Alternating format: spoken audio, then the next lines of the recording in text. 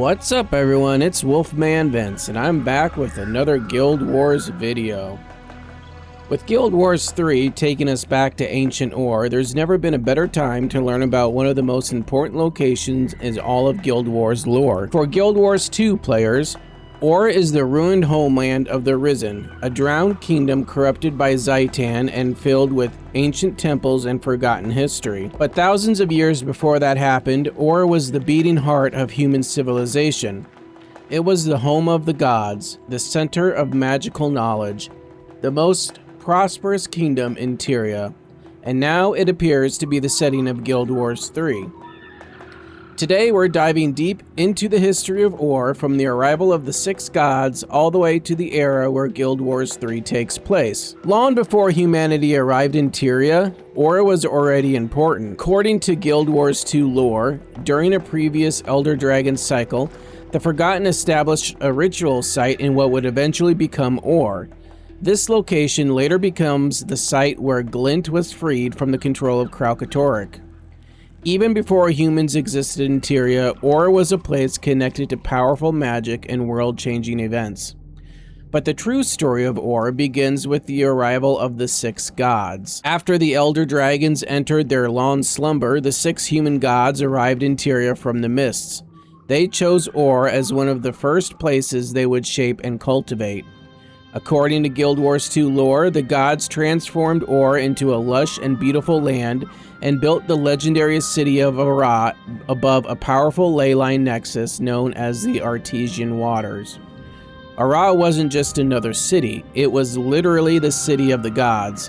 For a time, the six lived there themselves.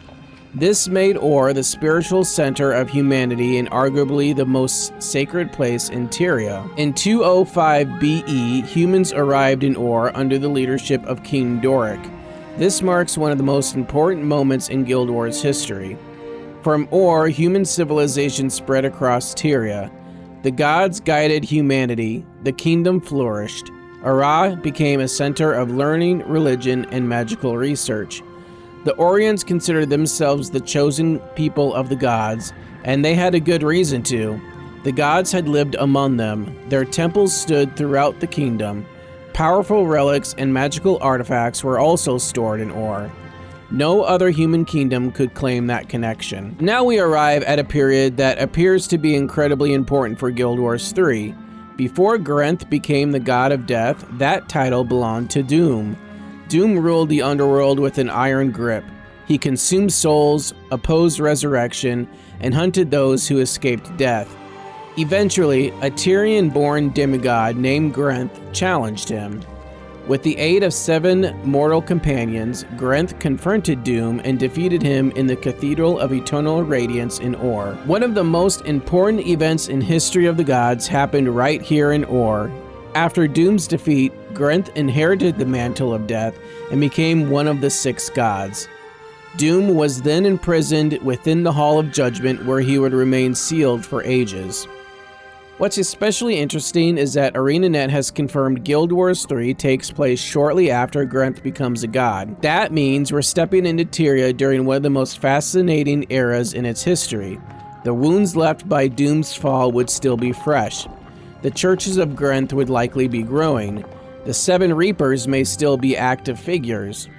And the relationship between mortals and the gods would be stronger than at any other point in the franchise. This is likely the version of Orr that we're about to experience. Not the ruined Orr of Guild Wars 2, not the drowned Orr of Guild Wars 1, but the kingdom at its peak. Imagine massive temples dedicated to each of the gods. Imagine Arah fully intact. Imagine magical architecture powered by divine influence. The Guild Wars 2 wiki describes Orr as a vibrant, prosperous kingdom filled with powerful magic and incredible architecture. The famous Orion rings seen in Guild Wars 3 artwork likely represent this era of magical advancement. Everything we know suggests Orr was the crown jewel of human civilization. One of the reasons Orr is such a compelling setting is because players already know its future. We know the kingdom won't last. Centuries after the events of Guild Wars 3, Orr will suffer a catastrophic downfall. During the Char invasion, Vizier Kilborn will unleash forbidden magic in an event known as a Cataclysm. The spell will destroy the invading army, but it will also sink the entire kingdom beneath the sea. Arah will be lost. Countless Orions will die. One of humanity's greatest civilizations will vanish overnight.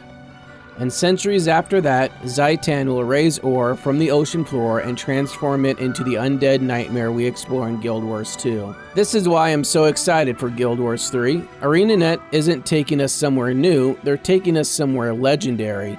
For years, we've explored the ruins of Orr, we fought through its corrupted temples, we've seen its fallen kings and shattered cities, but we've never seen Orr alive. We've never walked the streets of Arah while the gods still influence the world. We've never witnessed the kingdom during its golden age.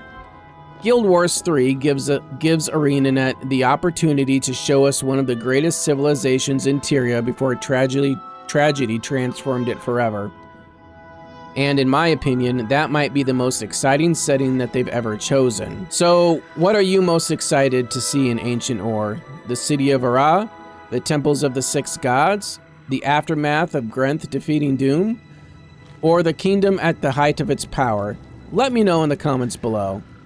And if you enjoyed this deep dive into Guild Wars lore, be sure to like, subscribe, and hit the notification bell for more Guild Wars 3 theories, lore videos, and news coverage. Thanks for watching, and I'll see you in the next one.